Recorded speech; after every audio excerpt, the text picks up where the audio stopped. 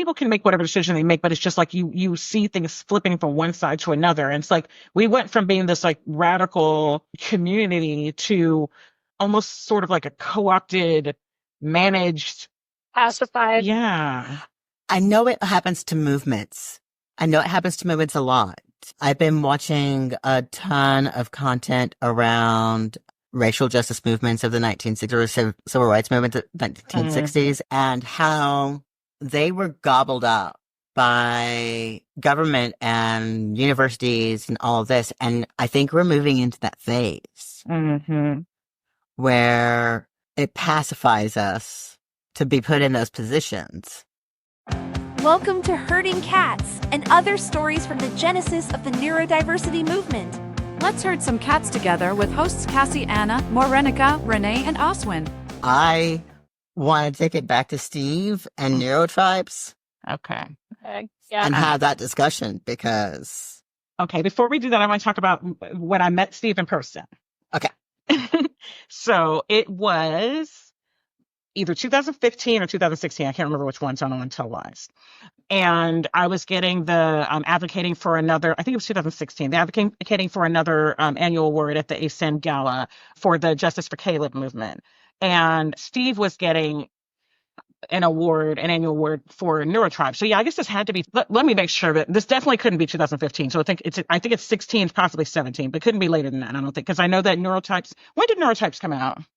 Neurotribe, sorry. I don't remember, if I'm very honest. I thought it was at one point. I'm going to look at it. Let's see. Yeah, because I want to make sure I'm not being inaccurate, but I feel like it was like one of those years. It had just come out. It was a new book. And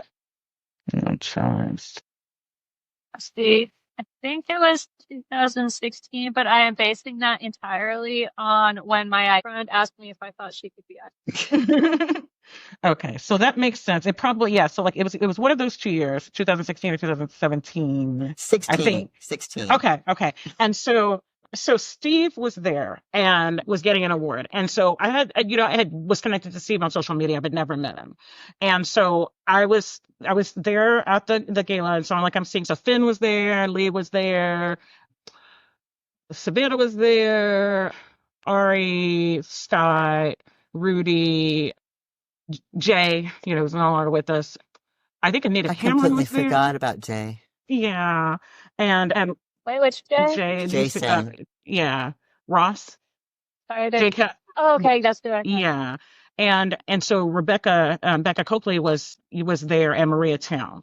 And so I was trying to decide what I wanted to say. I had my speech and I was trying to decide, you know what I mean? Like I was trying to cut some parts. And so I went to the restroom and I was like walking around the restroom, kind of like saying some stuff out loud with my little note cards.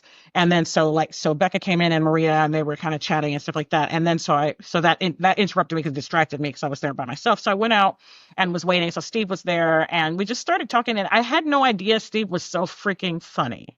Like until then, like just goofy, you know what I mean? It was just like, I don't know, like, it was just so, it didn't feel like, oh, this is a New York Times bestselling author. It just felt like, chilling with, somebody who, had, a deep respect and interest in our community. And even though I know, like, Karima and some other people shared about how there wasn't enough racial diversity in neurotribes, and even some of the concerns people had about some of the terminology about, utilizing tribes. And so I'm not negating any of those points, but I just feel like that was such a pivotal time for our community, for someone, because it had to be from someone else. It couldn't be from one of us, or it wouldn't have been taken seriously. For someone to kind of do a deep dive into what our communities were about, and like, what, autistic people, what we experience, and, kind of like, tear down this perspective that it just ends your life and it's just so destructive, and that there's, no quality of life, or no purpose. It was just really cool. Like, it was just like, just chilling with somebody, like an old friend, like, it was a nice experience. And Steve was a very messy eater. When I tell you, like, eat with the mouth wide open, like no home training. But enjoy that food, though. I mean, hey, sometimes it's like that. The food is good, right? You just got to stuff it in. But they got good food that year. Yeah. Don't blame me on the National Press Club food. I was never involved with it. Another year I went to food was, have they ever met an autistic? Hmm. I am not a fussy eater, okay? And it's like, I'm not convinced this is me. Yeah, I think I did eat the roll. So and that was edible. I will say the reasons that I have issues with how white the book was is because I know he had access to source that did not do that. Yeah. Like all of us were around. That's why, like, bringing up the groups in the first place. We were all in there. I know I talked on the phone with Steve at least once back then when I was still living here in Texas before I moved to DC. Mm-hmm. Like, I had a conversation on the phone with him about the book. And so the fact that it was so white. Do you think that was intentional? Like, do you think this is something from the publicist or whatever? Like, I don't think so. I think that people, or I think he had the ear. Some people had his ear more than others. Mm. I'm trying to be judicious with the way I say that.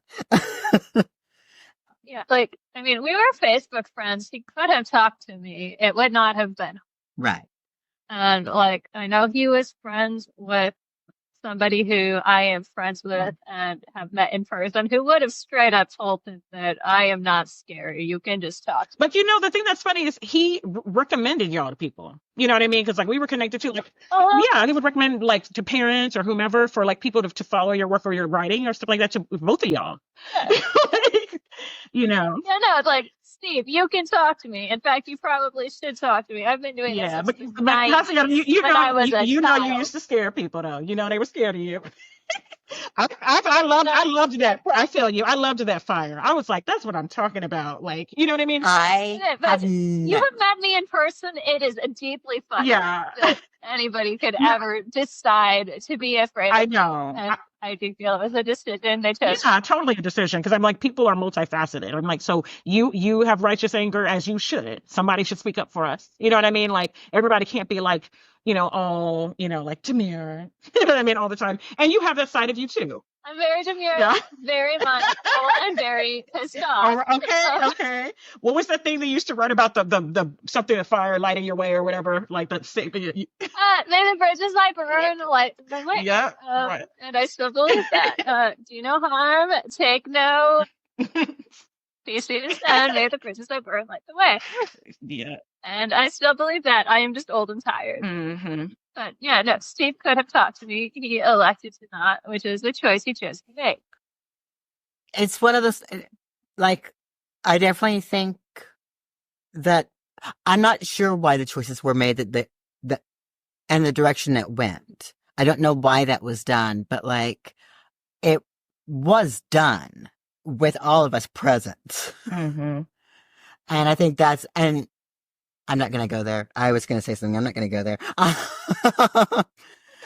But I think it's an issue. It was an issue. And while the book was needed, and I will never say the book was not needed. Yeah. I think that there's a lot of good value in the book. I think that, but whenever I do recommend it, I do make sure to point out that it was whitewashed. Mm-hmm. Because it was. This is one of the many reasons that people think that the neurodiversity movement is so white. That's the point. Is that that's all that you see present in the biggest of media. And that includes this book. Yeah. It was necessary, and that doesn't mean it was. Right. And so do you all feel that similar, like about kind of like, because I think about like the disability rights movement that preceded like disability justice, right? I feel like it's a kind of similar thing. Like I don't want to say necessary evil because I don't even want to use the word evil, you know, but like a partial, you know, solution or a partial part of the picture, you know? I think it was a start. It was a start. I'm kind of afraid that I'm afraid that things have stalled since then. Yeah. Because there's not been any kind of follow-up that has had the mass appeal. And because of that, I feel like we're fairly stagnant when it comes to movement. The person I was talking to last week, I was expressing to him how it feels like the neurodiversity movement is no longer a liberation movement. It feels more like a treading water, movement. like it doesn't. It used to feel like an activism, a movement of social justice and activism. Yeah, and like I've been acting in that mode for so long, and I think it's probably why I'm struggling so much to keep a foothold in what we're doing, is because I'm still treating it from that activist standpoint because it's where I'm coming at it from. But like, I don't think it's a liberation movement anymore. I think it's something else now. Honestly, that's part of why I'm really burned out, is because it's like, okay, I don't think anyone else is fighting for what I'm fighting for anymore. Yeah. And I'm too old to fight, to fight not just the oppressor, but my own side, because I don't know what they want, but it's clearly not what I want. I don't know, like, I kind of haven't, this is going to sound, I don't know about me, but get off my lawn. You know how when we were kids and like as soon as one of these semi-popular kids was on your side, you just shut the whole way up and wagged your tail and, took your head pats instead of continuing to complain? Yeah. I feel like with neurotribes, there was a bit of that from a lot of people instead of continuing to push for more. Like, everybody just wants their brownie crumbs, and it's like, consider, we could have the whole brownie, but we're going to have to work for it. And a lot of people don't want to work for various reasons. Yeah. And now that everyone in the world is struggling, there's so much more individualism about all of it because people are so focused on just themselves.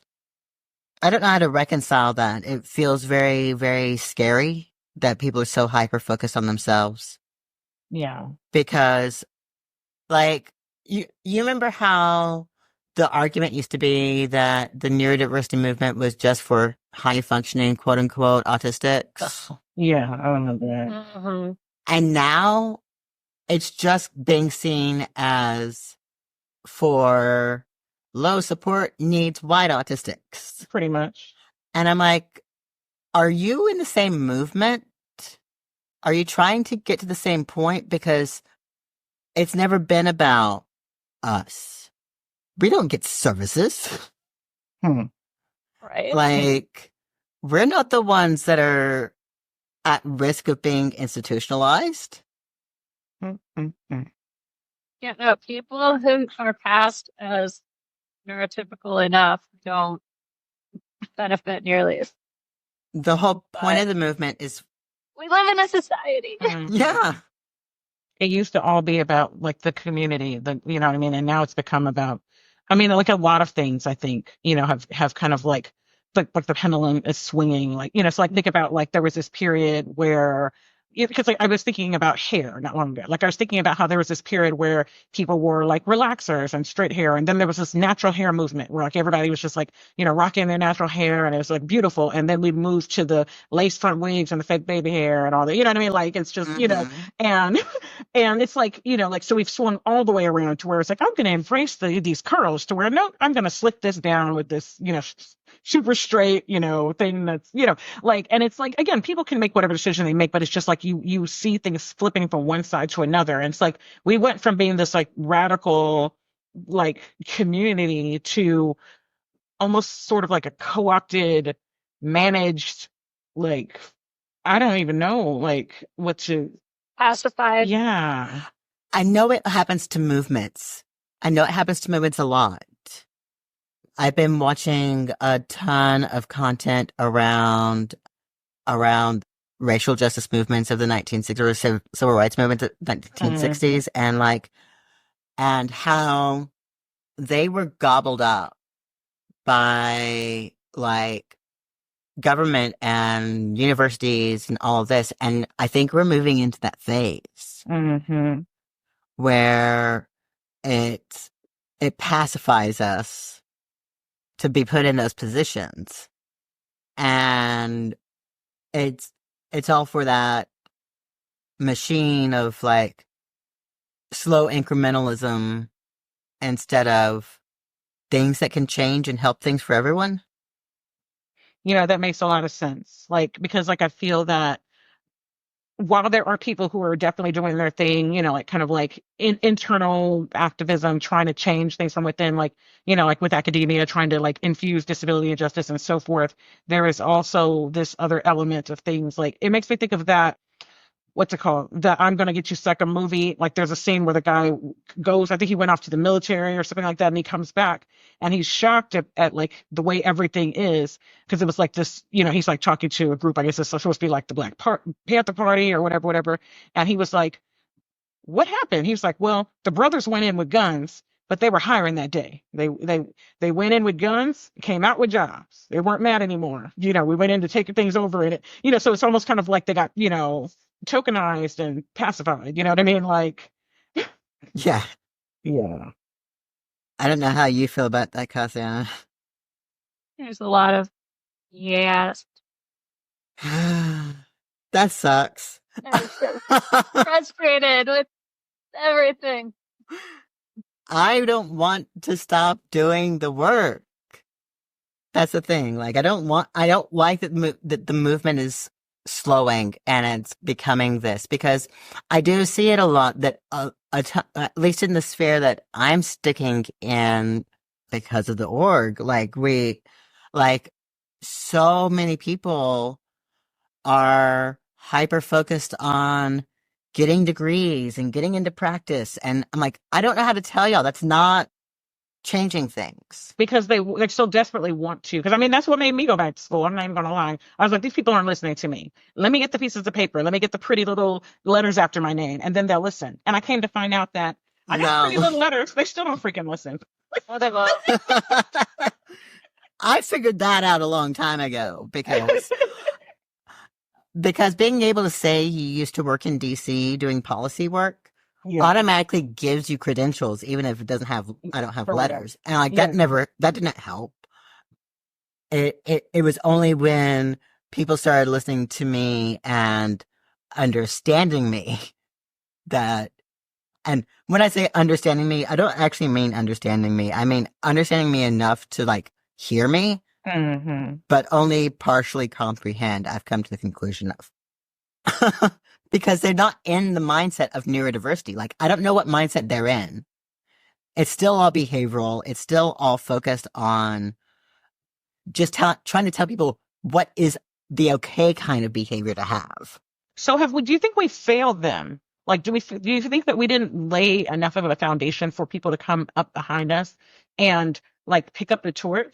No. Okay, I actually have an answer to that. No, everything is behavioral. Everything was going to be behavioral from the start, because it's not just behaviorists we are fighting. We are fighting capitalism. Like, it's not just behaviorists that we are fighting with here. Every single moment of every single day is suffused with not just, ableist messages, like facing autistic people, but also like behaviorist messages coming from the very top, from a capitalist system. I guess I'm getting a bit socialist today. We're fine. You're fine. I think we're but all that there. answer was actually sitting right there from a conversation I had earlier. I'm fine. I also want to say that we, the three of us, and for Renee, when she's here, we didn't do any of this. And we know that we didn't. This is not our fault. This is like, we know that there are people that have even bigger platforms, even bigger access, even bigger everything than us. Yep. So we didn't do anything that other than what we could do. I just thought we'd be farther along. You know what I mean? I mean, we've made progress. I'm not going to lie, but like, we used to be so tiny. We were a teeny tiny little fringe movement where everybody knew everybody. And we've grown to a global, you know what I mean? Like, neurodiversity is in the freaking Merriam-Webster. Like, you know what I mean? Like, and so I guess I thought we'd be in a different place, you know? I don't think that there's any way that we could have been in a different place. I've thought about this a lot because I've really been looking at this from a movement standpoint and looking at other movements to try and understand what's happening to us, because I think it's important and like it's a hobby at this point. And I think that we have to recognize that we have to move and pace for where people are at. Yeah. And we were doing that for a long time. But then as people burned out because they were doing too much, and we never got any support structure set up for the community. Like, we do not have a way for people to move into neurodiversity movement without burning out. That's the truth. And since we're autistic, we burn out really fast. And hard. So we never got that set up. And so I don't think that we could be any other place than we are. Also, for only 30 years in. Yeah. But see, you know why I feel this way, Oswin? Like, my fear is because, like, I look at the post-colonial period, like, you know, like, and then I look at where we are now, like, you know what I mean? Like, when my parents came to this country, they thought they were just coming to the U.S. for a few years, get their degrees, and roll out. You know, they didn't plan to stay here, but they didn't expect military coups and this thing and this thing and this thing and to happen. Like, the promise, and we know that there's a lot of forces, you know, like, you know, the things, you know, that are you know, at play here. It's you know, it's not a simple quick fix of any type, but it's like, I guess I just saw us at the precipice of something. I don't know. We just need more time, I guess. But I don't know. It's hard. You want so much, you know, for better for the people, you know, those to come. I've said for several years now that I know that I will not see the end of my work. Yeah. That it will happen after I'm dead. And that's whether that's 10 years from now or 50 years from, well, not 50 years from now. Well, maybe also 50 years from now, but I don't expect to live 50 years from now. That's what I'm trying to say. Well, now they have the technology to put people in stasis and all that stuff, so who knows? That sounds like a lot of money. For real. A lot of money. You know, they would only want us for our organs, y'all. So I don't know if like Wikipedia goes down, suddenly we're going to be extremely valuable. We are. It's true. Facts, because we know that stuff. Nobody's got insurance sitting factoids like we got. See, that's what I'm saying. I understand what you're saying, Morenike, and I think it is upsetting. I think I moved past that already because I don't think I could work. Yeah, and feel that way. It's just not a practical way to think. I think I need to let it go. Like, the idealist in me, you know, doesn't want to die. I mean, I am still an idealist. I just Realist, have like, awesome. Yeah, I have to have the real, because if I don't have the real, I don't have anything to chart by. I can't live on shoulds. Yeah. Because it is way too hard to live on should. It keeps you stuck. And so I don't do it anymore. But yeah, I think also that there's this, I think that we can still reignite all of this with people. I think that, but I'm not sure that right now we can because of the political environment. That frustrates me so much too. Like, it's like all these freaking diversions. Like we do not need this right now. We so do not need this. Right. Like, don't know how to tell all y'all that you need to care about people. And you need to care about people really fast right now. Yeah. Because that's the reality. I was saying something about January because he had determination meeting earlier, and he's like, And that's when Project 2025 will begin. Oh no. He's already counted down. Yeah. Yeah. And I'm like, you don't need to worry about that. I will worry about that because my work to worry about it. But you don't need to worry about that. It will not all happen all at once, and it will not happen fast. When my privileged child is sitting here talking about Nigeria, I'm thinking you can't live in a place where they got to have generators and all this kind of stuff. Like, you got to have your Wi-Fi, you got to have all this, like, and you think you're gonna go like, I get it though, I get it, I understand, but I was like, I don't know if it's gonna work out like that for you. Like, yeah. So, and I think that's, and we know that, I think that's part of what gets me with the Project 2025 and the political climate is that if people hadn't gotten so stagnant, we might have actually been able to have things set up for people in their communities. mm-hmm. And it really kind of hurts that we don't. Like, I am really happy with all the stuff that we have put together.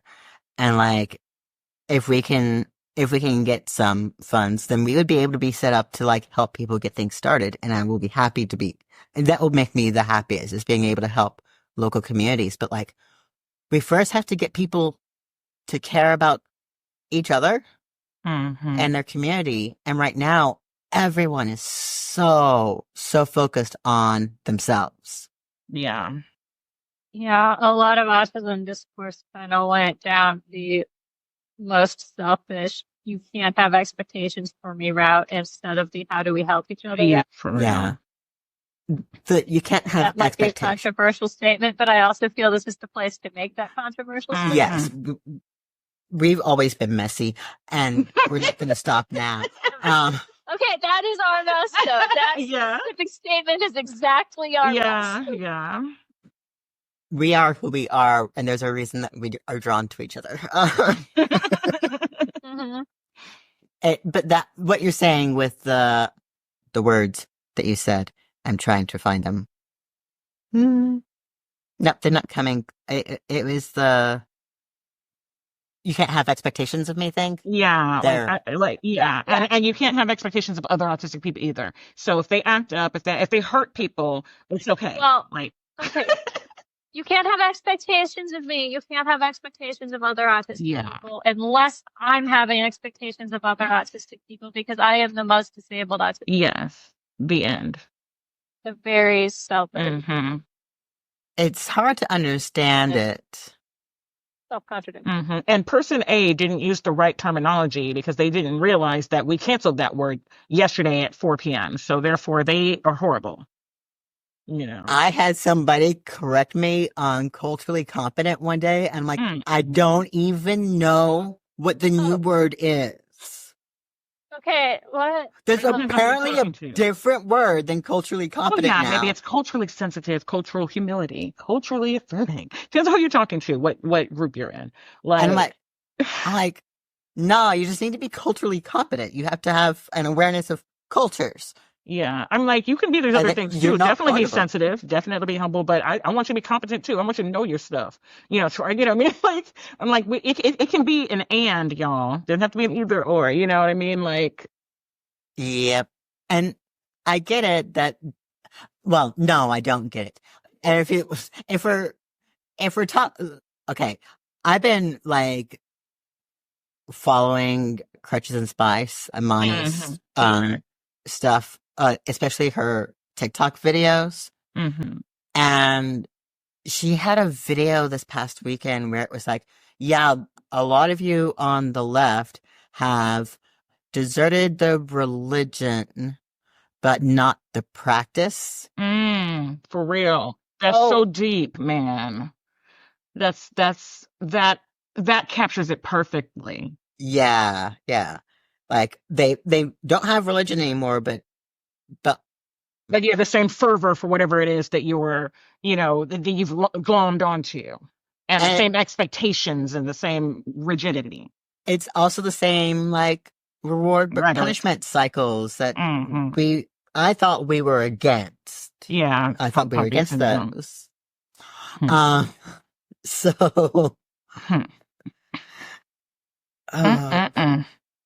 can't believe it. We've been talking for nearly 2 hours, my friends. Yeah, this has been, an entirely acceptable 2-hour voice. Yeah, so I have to script to break it up a little, y'all. So I'm gonna do a scene from. I hope I can remember. I haven't done it in months. A scene from Snowfall with Franklin. I wouldn't do that just yet. Ain't no friendly faces out there. Only just desserts. Who are you? The question is, who have I become? Man, I don't know what you're talking about. Your life. Your life. You messed it up. I messed it up for you. What, you wanted to be sitting in a cubicle, wiping the white man's behind? The white man. The white man ain't your problem. Not yet. Yeah, I don't have problems. I solve them. You know, you let the worst thing Dad ever did happen to you, to us. Man, that's BS. No, you did. He only cared about himself. He always said he was talking about he was there for the people. But anytime somebody crossed him, what did he do? He threw him right under the bus. And here you are talking about the white man's behind when everybody has got to kiss your behind or else. What? I help people. You would help people? Do you hear yourself? What about Rob? How'd you help him? What about Mr. Turner? Kiana? Khadija? Or any of these other people who turned you away? Bodies, bodies, bodies, bodies? They're all dead. That's how you help Franklin? No, no, no. See, I made my people rich. They don't care about none of that. They're not happy. And this whole thing is all gonna fall apart. No, no. Nothing's gonna fall apart. I can still save it. If you believe that, you're worse off than I thought. The end. Had to ad lib because there's some profanity in there. But I just love that scene where his younger self is talking to himself and just kind of like it's like he's warring with himself about who he really is versus who he thinks he is and the dirty things he's done to become to get ahead, and then like the cost at the end. Like it kind of really feels fitting for this conversation. Like you start off like bright-eyed and like full of energy and thinking you're going to change the world, and then you become kind of corrupted by the thing that you're trying not to do, and you kind of break the rules and you start compromising. You hurt those around you, the people who you were trying to help, and then you can't kind of get in too deep to where you can't see how to get out, or you could have but you don't get out. Like and I just hope that won't be the case for our community. I hope we don't become a case of Franklin Saint. Like, I know I made a lot of mistakes early on. And I've tried to rebuild after that, but I don't know that I will ever escape everything that happened. I don't think that, I'm not even sure I should want to, because it happened for a reason. Mm-hmm. And one thing I do like that AWN has done is like really try to talk with people and work with Mingus about the whole restorative justice concept that I think people kind of really downplay how powerful it can be. I mean, we're on a project, so. I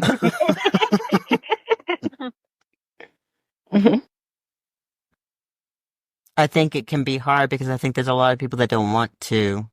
Yeah. That will be a whole conversation at one point that we will go down and talk about how we as autistic people have always fractured along those trauma lines. Mm-hmm. That is definitely going to end up being a discussion one day. We're going to need cookies for that. Mm-hmm. A weighted blanket. For real. Yes. And all the STEM toys. Because that's going to be nervous. I got this STEM toy that I love from this conference I went to, and it's like so soft and gushy. It's like one of those ball things, but it's not like breaking. Sometimes if you mess with them too much, you stim with them too much, they like burst on you. But this one has like survived my, my stimming. That's amazing. Yeah. I'm really sad because this one that I was playing with earlier, there's a seam opening Oh on it, no. and I'm like, oh, I have to get a new one. Yeah. It's my favorite one it's one of the sugar ball ones, so they're really soft and malleable. Yeah. Those ones. Well, It's one of the few stress and balls like that the actually. tangled ones, the ones you put on your wrist, you know what I mean? I love those too still. I know they're old school, but they still do it for me. I still like my. I don't remember. So I don't know what anybody calls it, but it's the ultimate. It was originally called the ultimate fidget. Yes, I know that one. What is it? It's has two like keychain rings. Oh, I love those. Yeah. Yeah. And it was called the ultimate fidget. It was designed and created by this man with ADHD and just sold on his website for forever. Until I had one of those for school, but right now I'm crocheting. Crocheting is many, many people's fast time for stimming, and I never could do it and pay attention to what was going on. People have made some beautiful stuff with their crocheting, like the blankets, little things for their kitties, their fur babies, and stuff like that. Do y'all want to end here? Sure, because I am kind of hungry. My cats are hungry. I feel the droop. Yeah. We've been. Okay. Oh, I like that. and I just noticed we've been talking. Okay, I can make a joke about. I just noticed we've been talking, and now I want to be done talking. Well, dang, just say it like it is, don't you? Maybe. No, well, usually it's like herding cats when we all get together. So, but yeah, I'm kind of tired too. Thanks, guys. Love y'all.